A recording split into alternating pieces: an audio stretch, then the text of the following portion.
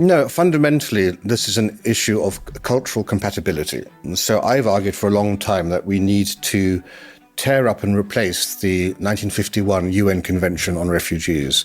That convention was created for a post-war world, and it was essentially focused exclusively on what do you do with the Jews, how do you settle them within Europe and within North America. And so that was what the 1951 convention was designed for, was designed to settle peoples of Europe within Europe.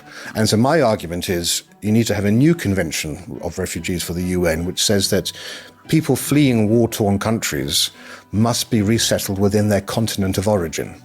So if you're fleeing Sudan, or you go to Kenya or South Africa, or you go to elsewhere in Africa. If you're fleeing Palestine, you go elsewhere in the Middle East.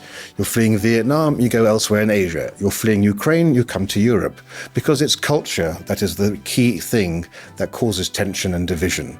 And the closer people are to their own culture, the happier they're going to be because they fit in more and they understand things more. But also the goal and intention of the refugee system isn't to give permanent residence to people, it's to eventually allow them to return home when the opportunity is right.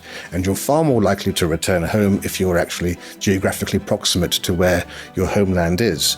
And in the case of the Middle East, for example, look, if you're a wealthy country like Saudi Arabia or the UAE and you don't want to invite immigrants in, you've got more than enough money that you can pay poorer countries in the Middle East to house them, right?